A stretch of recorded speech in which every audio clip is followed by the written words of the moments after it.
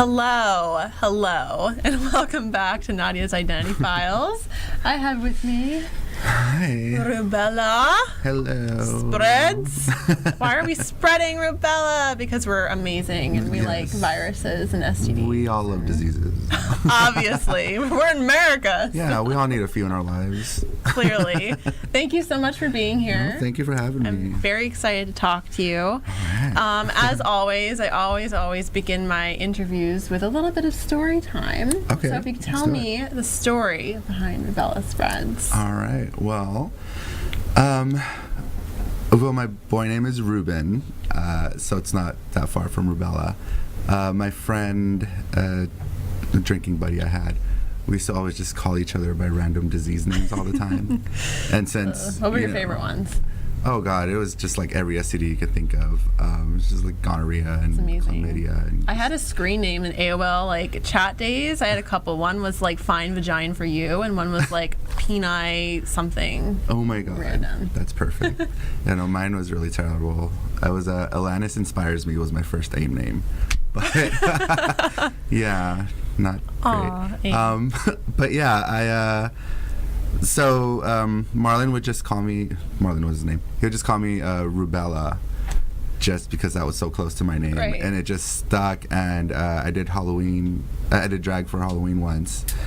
And then after that, they were like, what's your drag name? And that was just the first thing that popped out of my mouth, and it just stuck. And it's kind of like a double entendre. Yeah. I mean, that's what I like about it. You know, at first it was just Rubella, actually, but Facebook made me add a last name, and that's what I added. The last name. Yeah. Thank you. Yeah. Fuck Facebook. No, Facebook did it for me, so thank you.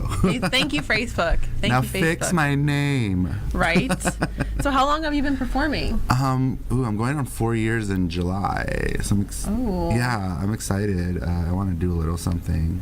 Should do like a special like anniversary event or something. Yeah, maybe. I'm thinking of like just, that first Halloween look I did, to recreate it. We make it nice because my makeup was really And bad. what was that look, if you could describe it?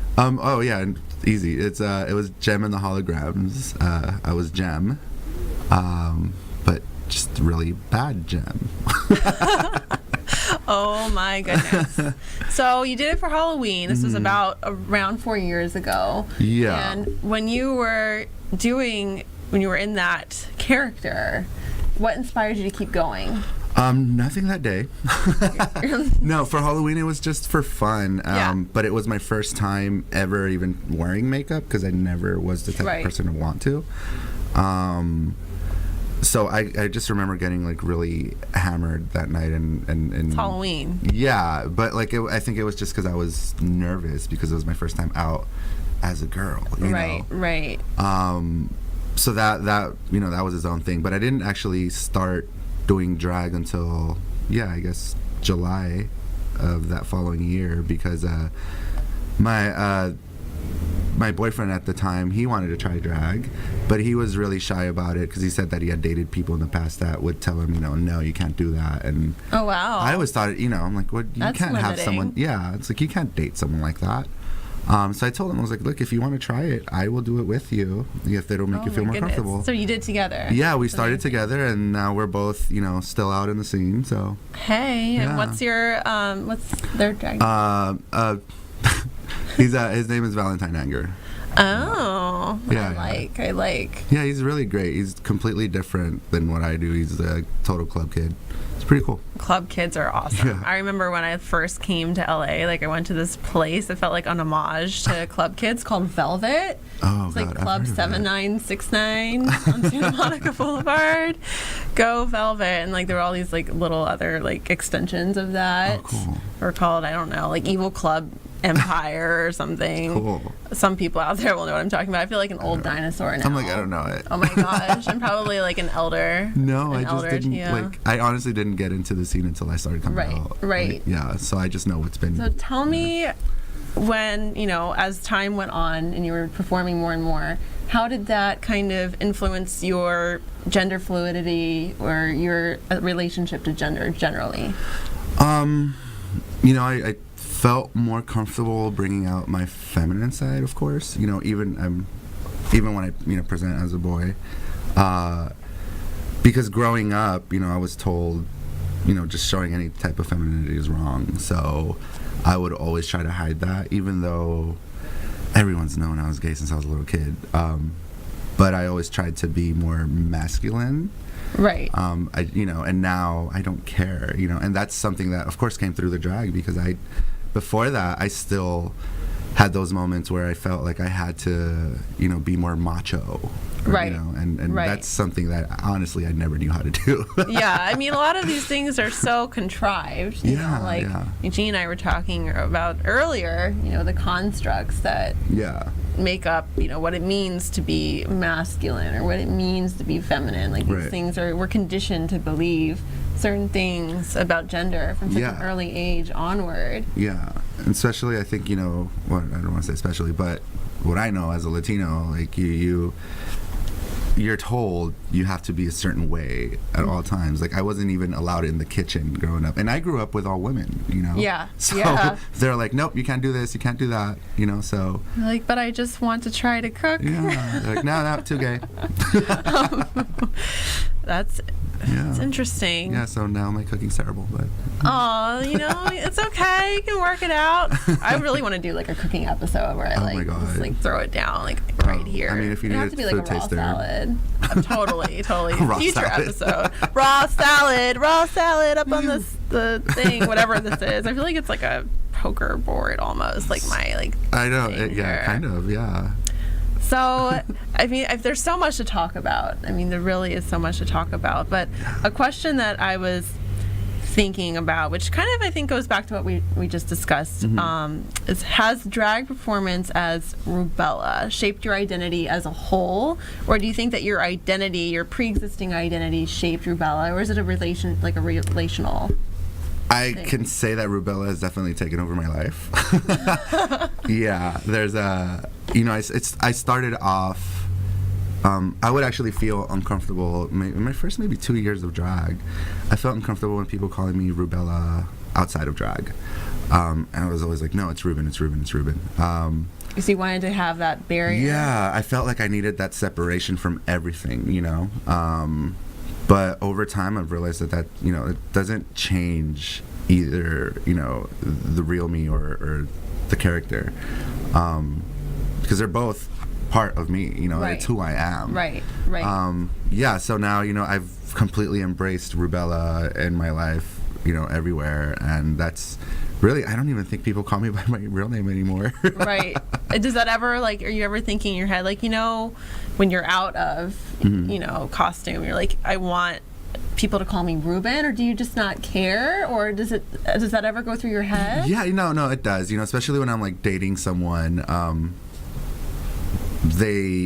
I want them to call me Ruben, when we're just hanging out. But a lot of the times they end up calling me Rubella because I meet a lot of people through the club scene. So if I'm dating someone, that's what they're going to call me, just because to them it's a nickname, Yeah. To me it's my stage name. But exactly. Yeah, I'm still, getting used to the fact that that's just what people are going to do, and it's fine. I shouldn't be bothered by it. Because, again, it won't change who I am as a person. And, I mean, still the same gender. Right. Yeah. And I think that's, it's such a spectral experience, drag performance. I mentioned earlier, I mean, some performers do use, I think, drag as kind of an opportunity to explore being trans and becoming transitioning. Out through the performance. Yeah, and that's what But that's not the case for everybody. Yeah, no, it's funny because, I mean, growing up, again, I think as Latinos, all we saw on TV, if you were a drag queen, you were transgendered, and that's what I grew up thinking, that this is what I had to be if I was going to be a drag queen, that and somehow was going to become a woman. Right. So you were afraid, if I try on this new identity, which of course is, in a way, it's it's part of your inside experience. It's kind of moved outward. Yeah. For everyone to see, is just going to overtake you, metastasize like rubella. There you go. Spread all over me. Take me over. Oh my God. That would be an interesting video. Like you're literally taken over. Oh my God, yeah. Oh, that'd be fun. Oh my gosh. With like the virus like actually in the background. I do like, want to like do just like going. Yeah, I would love to just make a rubella-esque look, you know, just have all the measles and Oh my gosh, you should. That's Halloween. Halloween is knocking. I could just We're walk already around almost and, in June. Oh my gosh. Who knows? I could meet my next husband in that. There you go. There you go. It might be, you know, maybe chlamydia will arrive. Or gonorrhea. Oh my god. You know, it just, who knows? Depends on the mood. And there you go. Well, it would be nice to meet them. Oh. So you had a show. Yeah. Tell us about that. So I do a show called Neon. It's at Fault Line in Silver Lake once. It's the first Saturday of every month. We just changed the dates. It's the first Saturday of every month. And we are actually starting Neon Long Beach tomorrow at Club Ripples, which I'm excited for. Neon is going on its third year, and last year LA Weekly named us one of the top 10 best drag parties of 2016. Nice. So this is going really well. I hope you guys come out and check it out. You had a web series too. Oh my god, yeah, the Rubella Spread Show. Let's show a clip of the Rubella Spread Show. Yes. I can't help that I'm so cute. I can't help that I'm so funny. I can't help that I'm so famous and got lots and lots of money. Oh, I can't help that I'm so cute. I can't help that I'm so funny. I can't help that I'm so famous and got lots and lots of money. Oh, I can't help that I'm so cute. I can't help that I'm so funny. I can't help that I'm so famous and got lots and lots of money. Oh, I can't help that I'm so cute. I can't help that I'm so funny. I can't help that I'm so famous and got lots and lots of. I can't help that I'm so cute. I can't help that I'm so funny. I can't help that I'm so famous and got lots and lots of money. Oh, I can't help that I'm so cute. I can't help that I'm so funny. I can't help that I'm so famous and got lots and lots of money. I can't help that I'm so cute. I can't help that I'm so funny. I can't help that I'm so famous and got lots and lots of money. Oh, I can't help that I'm so cute. I can't help that I'm so funny. I can't help that I'm so famous and got lots and lots of. Well, that's fun. I think you should continue. Yeah, you know, I'm thinking of bringing it back. Theme song was by my best friend MC Crumb Snatcher. Look up his music on iTunes. So good. Look it up. Look it up. What was it? MC Crumb Snatcher. Crumb Snatcher? That is fucking epic. Oh, yeah. Like, I know. He's a complete mess. The messes are the best. I'm a mess. Shit. We're all messes. I mean, look, the straight and narrow, no, like, hate on the straight community when I say that. Look. But, you know, being a square is kind of boring. Sorry. All right. When we come back, we're going to do our roundtable convo, staring at Body Energy Club and the Pie Hole, and, you know, talking more about gender identity. So stay tuned.